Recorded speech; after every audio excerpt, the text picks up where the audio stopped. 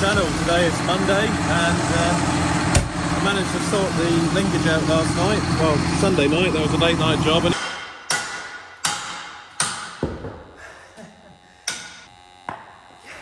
Need to get a better pen for it, but we have done it now. So yeah, we're cutting some muck out today.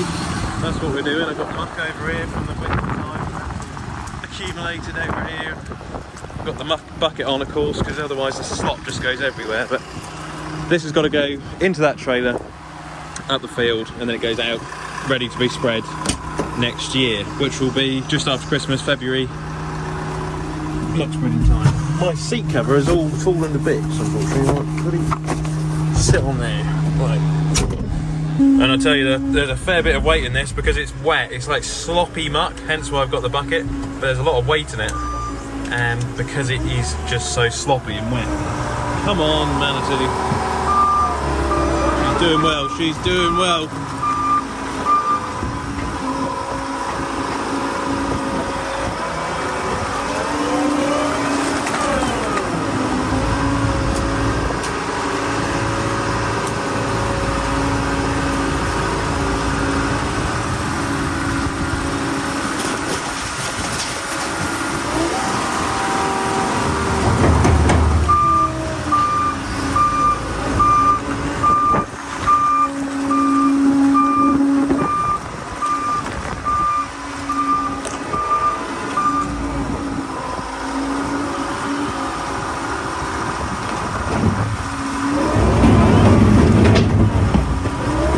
I know some of you guys have been asking about the concrete blocks which are going to go where those gates are and where the fodder beat is. I have got some on order. I've been told spring 2024, which will be just in time for the new shed, which should work out pretty well. But yeah, I've got to get on, get this trailer filled up, take a few loads of this out. Try not to get stuck. Right, here we go. 6.9's nice and warmed up today.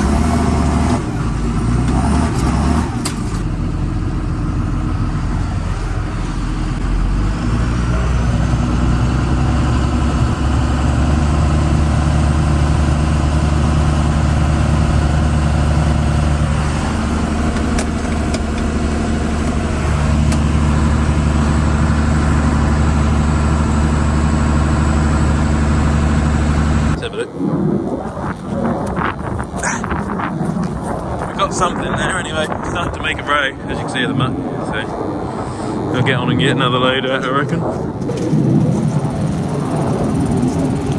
Alright, it's the next day now. It's Tuesday, and this is the sugar beet, which very soon is going to be harvested for sugar at the Cantley sugar beet factory.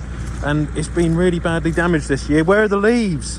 Because the deer have eaten the leaves. Unfortunately, we've had really bad damage from the deer. So anyway, we'll hopefully get this up either before Christmas or after Christmas now, depending on the weather. But yeah, pretty bad damage, unfortunately, from the muntjac and from the water deer, mainly the water deer. But next year we'll have to control them a little bit better. But yeah, quite bad the damage this year, unfortunately. As you can see, tried to eat the crop, eat the leaf and the root. But what do, you know, other than get the rifle out? There's just so many of them. The transport, I've still got the Polaris at the moment, the Polaris Ranger diesel. I've used a winch on it loads of times to pull animals out of dikes and things like that. It's been really good. So yeah, I think it's done about 10,000 miles now, something like that. Put the dogs in the back, all the rest of it. Really good farm vehicle and just awesome. So really pleased with this so far. I'm just on my way home. I just spotted this balloon here. It's come out of the town. Always forever picking these up, unfortunately.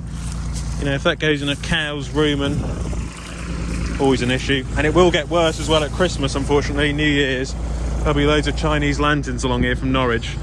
Unfortunately, it's one of those things.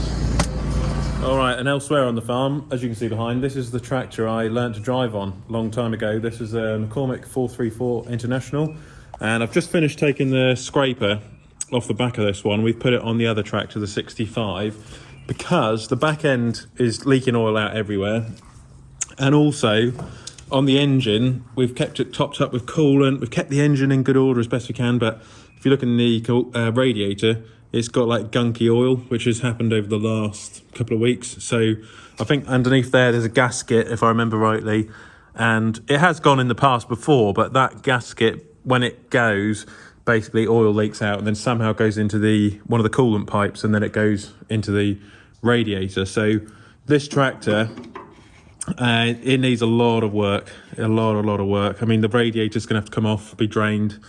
I mean, I could put some like petrol paraffin to clean that out, and then I'm going to use some deionized water when I put it back together. But yeah, this tractor really needs a lot of work. So hence why I've taken the scraper off, and I've put that on another tractor for now, which is the 65. It does actually work quite well, the 65, as a scraper tractor, because it's a lot more powerful than this one. The downside is it's very cumbersome, whereas this is quite an agile tractor. Like I say, you know, not the prettiest thing in the world for this one because it's had a hard life, but we do like it. And as I say, it's the tractor I learned to drive on. You know, so really it would be, I was hoping to do something with this when we put the new shed up, because we wouldn't need a scraper tractor. But unfortunately, it's happened itself, basically. She's given up.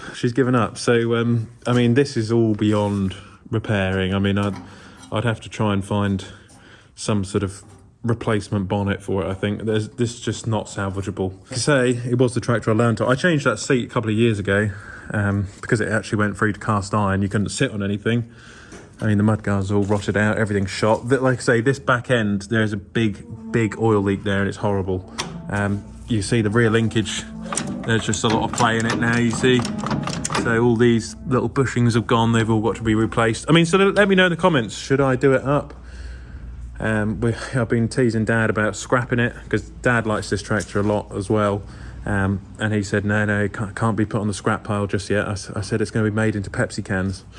I said Mr. Pepsi wants it for the scrap pile, but no, we'll come up with something to do with it, but it needs all the problems fixing on it before it can be driven again, because it will just blow up really with the coolant, with the radiator full of oil. Put my scraper on the 65, which does work. I need a bit of string or a bit of baler twine to sort that out.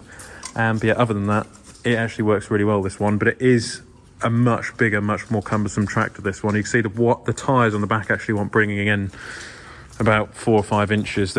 Someone had left them out, I think, when we bought the tractor a while ago. But other than that, like I say, it does do a really good job. And I put a bit of hydraulic oil on the bonnet. It stops all the rust and all that from getting through. I do need to take more care of this tractor as well. but this one's not doing too badly. The injector number 1, there it is, has gone, and that is causing some issues. The rest are actually okay, but that first one has got to come out of there. And I did speak to Young's the other day about it, because it's going to have to come out and be stripped down, and then I think it's going to have a new injector, at which point I may as well do the whole lot, because it is blowing quite a lot of white smoke now, which is unburnt diesel. There's also another problem with the blooming head gasket has gone on this as well. Oil's leaking out of it. Only very minor, but it is, head gasket has gone as well. So there's a couple of jobs to do on this tractor. Just seems like all my old tractors are falling apart, to be honest, with the exception obviously of the 135, which is immaculate, but there's no point in having it done up to wreck that on the scraper. But that's what I should do really, but this one does the job for now. The clutch is really heavy. All the gear levers are really, you got to really clunk them to get it into gear, but it works, you know, and it's a very rewarding tractor as well. Although it's difficult to drive, you know, you really have to turn the steering. It's not power steering or anything, it's just proper old school iron. It's a very rewarding tractor to drive when you get the most out of it, if that makes sense. So yeah, my blooming old tractors. Check the fan belt. See that'll be on its way out before long. That'll be the next thing to replace. All right, I've just come back into the granary, I call it, and unfortunately, the lights on the wall, the last bit I haven't painted, the lights aren't working because there's something wrong with this switch, and I've asked the electrician to come and have a look at it because it's one job I can't do on my own. Rather, the electrician did it than blow up the grain store or myself trying to fix the lights. But anyway, I've got to go out and get some bits for one of the tractors now. The 6.9 I need to get, and also the bulbs at the top, one of them has blown, so I'm waiting for the electrician to come round. He was supposed to come round the other day, but unfortunately he couldn't turn up. He had to go on a call out. So we'll get these lights fixed. We'll get the scraper tractor looked at some point to try and repair that, or I don't know whether restore it. Leave a comment in the comment section. And then also the 65s on the scraper. I've still got the Polaris at the moment. The sugar beet's going to be harvested soon, and we'll be taking some more muck out when the weather improves. And I'll get an electrician to come and do these lights so we can have a place to look at and film some content in the winter. Unfortunately, just one of those things. I've also got to get some paint to finish the floor, but I've ordered some from Travis and it's still not turned up yet. So we'll get back painting, still feeding the cattle every day. If you want to see a bit of cattle feeding content, leave that in the comment section down below. But right now I've got to get some more bits and parts for one of the tractors, and we'll be back at it tomorrow or the day after. We'll do a video every other day. And yeah, are you going to Llama 2024? That's another thing. We've got Llama coming up the month after this one, so we're now in December, obviously Christmas. Then I believe it's Llama in January, and there's a couple of bits of kit we'd like to have a look at Llama. There's the Polaris stand I'll be on, there's a Manitou stand, there's a new Manitou which is coming out for 2024, and then there's generally some quite cool classics. I think they've got their 6910 done up and a few sort of classic tractors which will be on display as well. So I'd also like to have a look at Krone equipment as well next year, so we'll go on the Krone stand and have a look there as well. So thanks for watching, I'll get these bits and I'll catch you in the next one. Click here to subscribe to the channel, and click here to watch another Olly's Farm video.